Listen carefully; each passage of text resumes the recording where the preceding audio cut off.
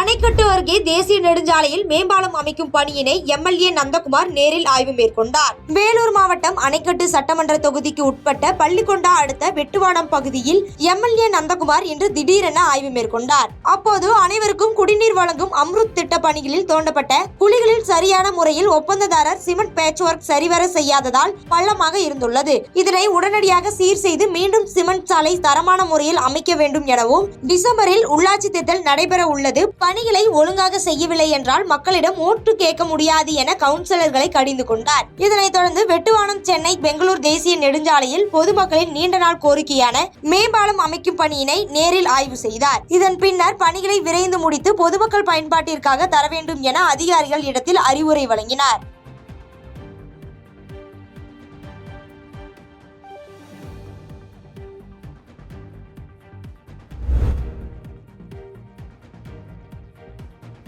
வேலூரில் செயல்பட்டு வரும் அரசு பள்ளியில் புதிய வகுப்பறை கட்டிடங்கள் திறப்பு விழா திடீரென ரத்து செய்யப்பட்டதால் மாணவிகள் ஏமாற்றம் அடைந்தனர். வேலூர் கொசப்பேட்டையில் செயல்பட்டு வரும் ஈவேரா நாகம்மையார் அரசு மகளிர் மேல்நிலைப் பள்ளியில் ரூபாய் 2.97 கோடி மதிப்பில் 14 புதிய வகுப்பறைகள் கட்டப்பட்டது. இதனையன்று தமிழ்நாடு முதலமைச்சர் மு.க.ஸ்டாலின் காணொலி மூலம் திறந்து வைக்க ஏற்பாடு செய்யப்பட்டது. இந்த நிகழ்ச்சியில் மாவட்ட ஆட்சியர் சுப்புலட்சுமி, சட்டமன்ற உறுப்பினர் கார்த்திகேயன், மேயர் சுஜாதா உள்ளிட்டோர் பங்கேற்க இருந்தனர். இந்த நிகழ்ச்சியில் காலை முதலே மாணவிகளும் வரவேற்புக்காக நீண்ட வரிசையில் நிற்க வைக்கப்பட்டிருந்தனர். ஆனால் எந்த காரணமும் கூறாமல் திடீரென இந்த அரசு விழாவானது ரத்து செய்யப்பட்டதால் மாணவிகள் ஏமாற்றமடைந்தனர்.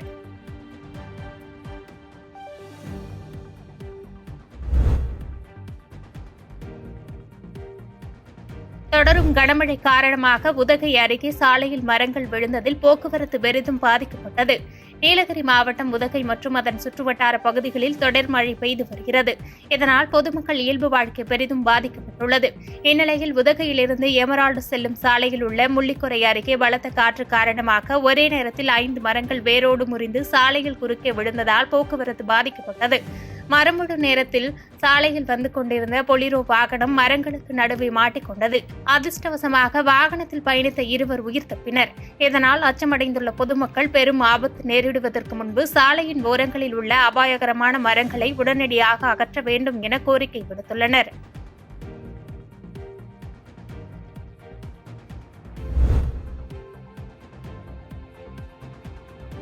கனமழை காரணமாக உதகையிலிருந்து மேட்டுப்பாளையத்திற்கு செல்லும் மலை ரயில் சேவை ரத்து செய்யப்பட்டது. நீலகிரி மாவட்டத்தில் தொடர்ந்து பெய்து வரும் கனமழை காரணமாக ஆங்காங்கே மண் சரிவு மற்றும் மரங்கள் விழுந்து வருகின்றன. இந்நிலையில் உதகை அருகே பர்னிகள் பகுதியில் பெரிய மரம் ஒன்று ரயில்வே தண்டவாளத்தின் மீது விழுந்ததாலும் ஆங்காங்கே சிறிய அளவில் ஏற்பட்டுள்ள மண் சரிவின் காரணமாகவும் இன்று உதகையிலிருந்து மேட்டுப்பாளையம் செல்லும் மலை ரயில் சேவை ரத்து செய்யப்பட்டது.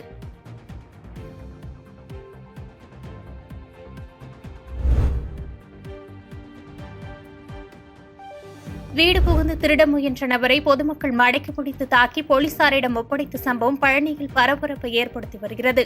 திண்டுக்கல் மாவட்டம் பழனி திருநகர் பகுதியில் உள்ள அடுக்குமாடி குடியிருப்பில் குடும்பத்துடன் வசித்து வரும் முனுசாமி பணி நிமித்தமாக வெளியில் சென்றுள்ளார்.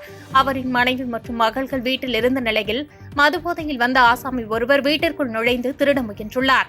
இதனால் அதிர்ச்சியடைந்த முனுசாமியின் மனைவி கூச்சலிட்டதுடன் பொதுமக்கள் விரைந்து வந்து அவரை பிடித்து சரமாரியாக தாக்கினர்.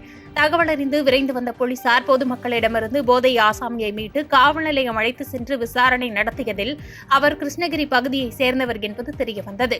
இதைத் தொடர்ந்து பழனி நகர் பகுதியில் போலீசார் ரோந்து பணியை தீவிரப்படுத்தியுள்ளனர்.